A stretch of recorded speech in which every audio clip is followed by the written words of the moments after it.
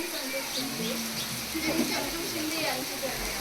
आजच्या ह्या पप्पांच्या रिटायरमेंट प्रोग्रामला तुम्ही सर्व उपस्थिती राहिले आणि या प्रोग्रामचा तुम्ही शोभा वाढवली यासाठी आय एम रिअली थँक्यू. आणि पप्पांना रिटायरमेंटची शुभेच्छा देतो. आजच्या या ओकेजनवरती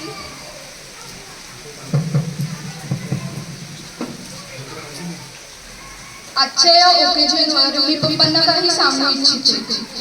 पप्पा, आता तुम्ही रिटायर होणार आहात एक अशा जॉबवरून जो जॉब तुम्ही वयाच्या 37 वर्षे एकदम प्रामाणिकपणे आणि चिकाटीने केला.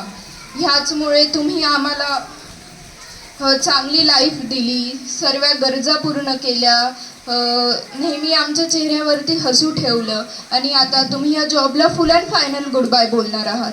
पण तुमचं जो पॅशनेट, फ्रेंडली, धाडसी स्वभावामुळे तुम्ही जे लोक बांधले आहेत, तुम्ही जे लोक टाय केले आहेत स्वतःसोबत, ते नेहमी असेच जुळून राहतील.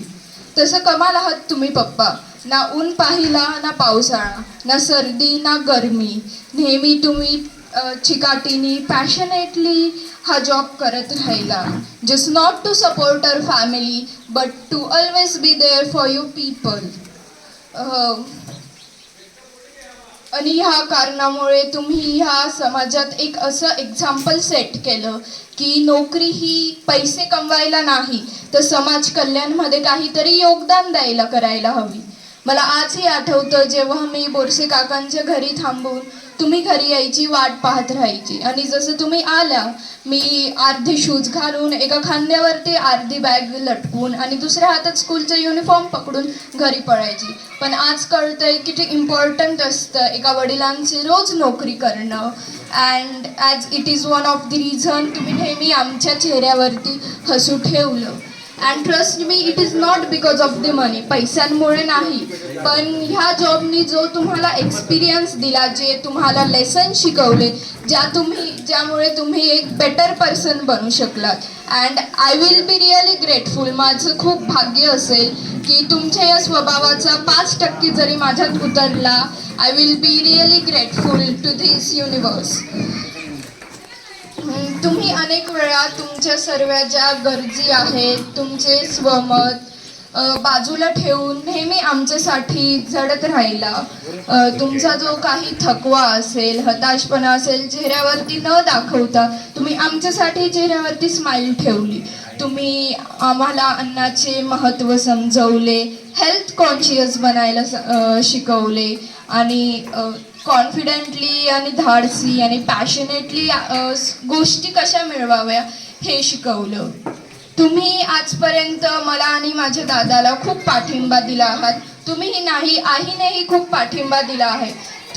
फॉर अवर एव्हरी अचिव्हमेंट, माझ्या आणि माझ्या दादाच्या प्रत्येक अचिव्हमेंट पुढे जेव्हाही काही होईल, तुम्ही दोघांनी इतक्या जोराने टाळ्या वाजवल्या की आम्हाला बाकीच्या कोणाकडे लक्षच नाही गेलं.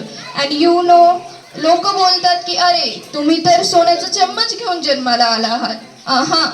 It is not golden spoon, it is की आम्ही सोन्यासारख्या माणसांच्या पोटी जन्माला आलो आहेत. And I will be really grateful to God, to universe and to my parents for everything they have done for us. ह्या सगळ्यात एक मुमेंट काढून मी तुम्हाला माझ्या आणि माझ्या दादाकडून थँक्यू बोलेल. तुम्हाला आणि आईला, जे तुम्ही आज आमच्यासाठी आजपर्यंत आमच्यासाठी इतके झटत आले आणि तुम्ही आम्हाला शिकवून दिलं की लाईफमध्ये कधीही न घाबरता, न थांबता सर्व आव्हानांना सामोरे जायला हवं.